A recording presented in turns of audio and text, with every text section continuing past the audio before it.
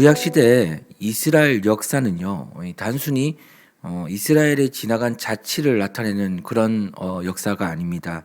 바로 하나님의 뜻이 드러난 하나님 나라의 역사를 말하죠.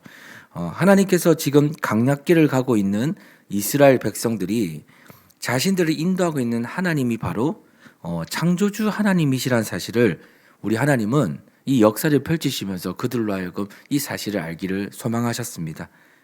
이러한 출애굽의 역사, 또 이제 우리가 민수기를 통해서 계속 보고 있는 이 광야길의 역사는 오늘날 우리의 삶에 비춰볼 때 지금도 여전히 우리를 인도하고 계시고요, 지금도 여전히 우리를 보호하시는 우리를 향한 하나님의 약속과 은혜를 말해주고 있다는 것입니다. 오늘 이스라엘 백성들이 지나가고 있는 이 강야는요, 이 갖가지 위험들이 정말 많이 도사리고 있습니다. 애굽에서 나왔지만 이스라엘 백성들은 여전히요, 두렵고 불편한 것들로 가득 차 있는 이 강약길을 지나고 있는 것이죠.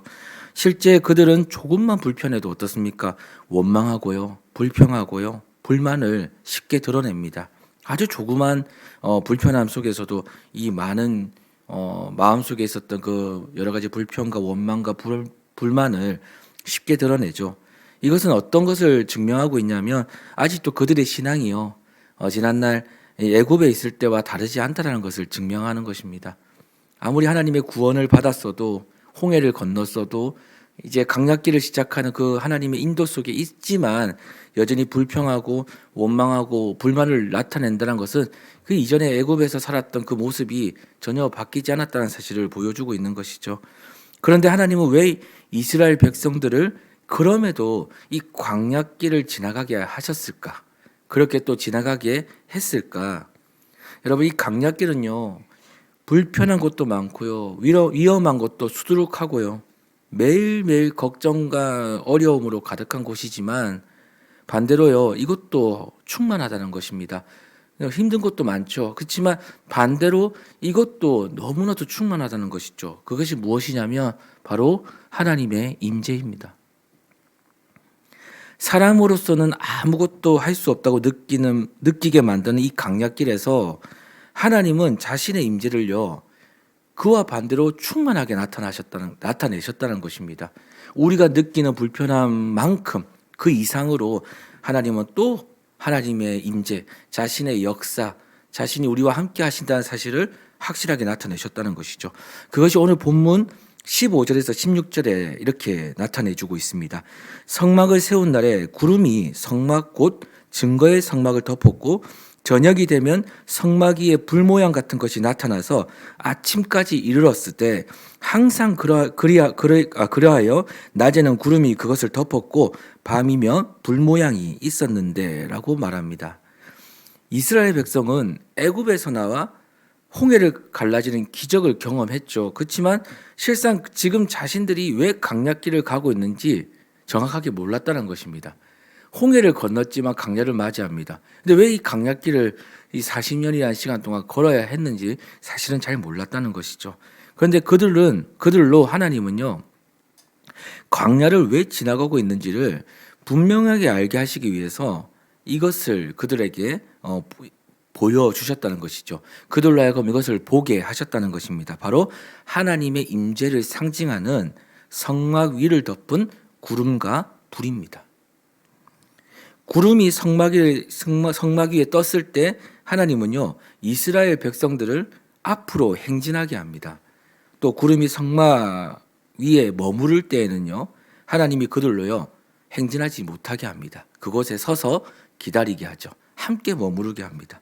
이 머무는 시간과 일수는 조금 다를 수 있습니다. 그렇지만 오직 성막 위를 덮은 구름을 보면서 그것을 알게 하셨죠. 그러니까 우리의 생각과 우리의 시간과 좀 다를 수 있습니다. 빨리 갔으면 좋겠는데, 조금 쉬다가 가면 좋겠는데, 조금 이랬으면 좋겠는데, 우리는 가끔 우리의 신앙생활 속에, 우리의 생활 속에서 그냥 그렇게 우리는 우리의 인생이 좀 이렇게 됐으면 좋겠는데, 저렇게 됐으면 좋겠는데 이런 이야기를 하지만 하나님의 시간은, 하나님의 일수는요, 우리와 좀 다르죠. 하나님은 그 구름을 보면서 그 구름으로 인해서 우리가 나아가고 머무르고 때로는요, 그곳에 맞춰서 순종하기를 원하신다는 것입니다. 18절에 이렇게 말씀합니다. 이스라엘 자손이 여호와의 명령을 따라 행진하였고 여호와의 명령을 따라 진을 쳤으며 구름이 성막 위에 머무는 동안에는 그들이 진영에 머물렀고. 이스라엘 백성들의 강약길은요, 지금 신약교회의 모형을 사실은 말해주고 있습니다. 신약에서 교회를 무엇이라고 하냐면요, 에클레시아라고 얘기합니다. 우리 간혹 들어보셨죠? 바로 이 에클레시아의 뜻은 뭐냐면 하나님이 우리를 불러내셨다는 거예요. 불러내셨다. 그러니까 하나님의 주권 속에서 우리를 불러내셨다는 뜻을 가지고 있습니다. 마치 이스라엘 백성들을 애굽에서 불러내신 것처럼 세상에서 자기 백성들을 불러내신 것이 바로 교회, 에클레시아라는 뜻을 가지고 있습니다. 그런 의미를 가지고 있는 것이죠. 그런 면에서 교회는 여러분 어떤 겁니까? 건물이 아니라요, 예수를 믿는 무리들이라는 뜻을 가지고 있습니다. 그래서 우리 한 사람 한 사람인 교회는요, 여전히 강약길을 거치지만 그럼에도 가나안 땅을 약속으로 받아 걸어가는 하나님의 백성이라는 사실을 여러분과 제가 이 하루 가운데 믿으시길 소망합니다. 18절에서 23절까지 반복해서 나오는 문장이 하나 있는데 그게 뭐냐면 바로 여호와의 명령을 따라입니다. 여러분 몇 번 나오는 줄 아십니까? 살려보니까 이 문장이 무려 8번이나 나오고 있습니다. 이것은 예수를 믿는 사람으로 또는 무리로서 여호와의 명령을 따라가는 것이 무엇이냐? 반드시 지켜야 할 의무를 의미한다는 것입니다. 그러니까 우리가 여호와의 명령을 따라 살아간다는 것은 바로 하나님의 은혜 가운데 부르심을 받은 자가 반드시 지켜야 될 의무라는 것을 이야기해 주고 있는 것이죠. 그래서 본문 23절에는 이렇게 이야기합니다. 곧 그들이 여호와의 명령을 따라 진을 치며 여호와의 명령을 따라 행진하고 또 모세를 통하여 이르신 여호와의 명령을 따라 여호와의 직임을 지켰더라. 결국 이 강약길을 통해서 하나님께서 이스라엘에게 가르치신 것이 무엇이냐? 그게 뭐냐면요, 바로 순종입니다. 우리 이 말씀 아시죠? 순종이 제사보다 낫고 듣는 것이 순양의 기름보다 나으니라는 이 말씀은 잘 아십니다. 어릴 때 말 안 들으면 주로 이제 부모님들이 하는 말씀이죠. 순종이 제사보다 낫고. 어릴 때 저희 때만 좀 통했던 말씀 같은데 요즘 애들은 이런 말 하면 큰일 납니다. 그래서 어쨌든 이 말씀 우리가 참 많이 듣습니다. 그만큼 순종이 다른 무엇보다 크다는 것이죠. 하나님의 입장에서는요. 바로 구약 시대, 이 구약을 통해서 우리를 훈련하시는 바로 하나님의 가르침이 뭐냐? 순종이라는 것입니다. 여호와의 명령을 따라 그 직임을 수행하는 것, 그렇게 살아갈 수 있게 하는 것, 그러므로 인해서 하나님의 나라를 눈으로 보는 것, 주님의 뜻이 우리의 삶에서 이루어지는 것을 보는 것, 이것을 하나님이 너무나도 원하신다는 거예요. 이것을 위해서 우리를 불러내셨다는 것이죠. 우리는 어떻습니까? 하나님과 우리 마음에 뭐가 있냐면, 우리 삶에는 뭐가 있냐면 하나님과 어긋나고 싶어하는 속성이 다 있다는 거예요. 하나님의 뜻과는 좀 반대대로 우리가 어긋나고 싶어하는 속성이 있다는 것이죠. 우리에게 여러분 말씀이 임하지 않으면요, 진짜 말씀이 강력하게 우리의 심령에 박히지 않으면요, 우리 어떠냐면 우리는 항상 자기 마음대로 살려고 합니다. 그냥 우리는 그렇게 만들어진 존재 같아요. 우리의 재성이요, 계속 주님의 명령과는 좀 다른 내 마음이 가는 대로 살고자 하는 그런 모습들이 있다는 것이죠. 심지어 그것이 어떻게 얘기합니까? 옳다고까지도 주장할 때가 있는 것입니다. 그런데 오늘 본문이 이렇게 말씀합니다. 모세를 통하여 이르신 여호와의 명령을 따라 여호와의 직임을 지켰더라. 우리가 그 직임을 다하는 일에 순종할 때 여러분, 하나님께서 우리를 향한, 그리고 교회를 향한 자신의 뜻을 늘 새로운 역사로 나타내실 것임을 약속하고 있습니다.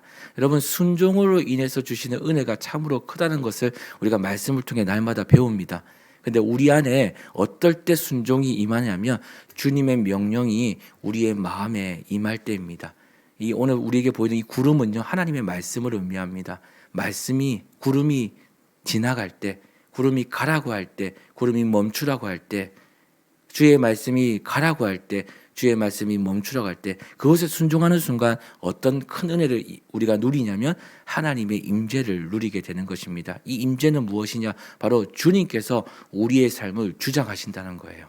우리가 할 수 없는 것도, 우리가 도저히 우리의 힘으로는 이제 감당할 수 없는 모든 영역들까지, 심지어 우리의 걱정과 염려와 근심과 우리의 삶에 있는 많은 이런 기도 제목들을 주님이 아시고 계시는 것이죠. 우리가 할 수 있는 건 무엇이냐면 주님의 명령에 따라 한 발짝 한 발짝 한 걸음 한 걸음 걸어갈 때 주님이 그 모든 것들을 주장해 주신다는 거죠. 주의 임재가 임하는 것입니다. 우리가 무엇을 할 때요? 주의 명령을 따라 걸어갈 때. 실제로 광야길을 걸었던 이스라엘 백성들을 보면 그들이 했던 것은 많은 일이 아닙니다. 그냥 구름을 보고 달려갔습니다. 걸어갔죠. 그 위에 모든 것 누가 책임을 지셨습니까? 주님이 책임지십니다. 주님이 주장하십니다. 주님이 보호하시고요, 인도하시고요, 그리고 그들을 먹이시고요, 그들을 다시 일으키시고요, 그들의 모든 것들을 준비하고 인도하시죠. 이것이 바로 오늘 우리 에클레시아 교회로 부름을 받은, 불러내음을 받은 우리의 신앙생활에 아주 큰 또 우리의 직무, 직임이라는 사실을 기억하기를 소망합니다. 이 하루 가운데 주님의 은혜가 있기를 소망합니다. 여전히 우리에게 순종과 헌신을 요구하시는 하나님 앞에서 직임을 다하는, 우리 하루 직임을 다하는 저와 여러분이 되기를 간절히 소망합니다. 기도하겠습니다.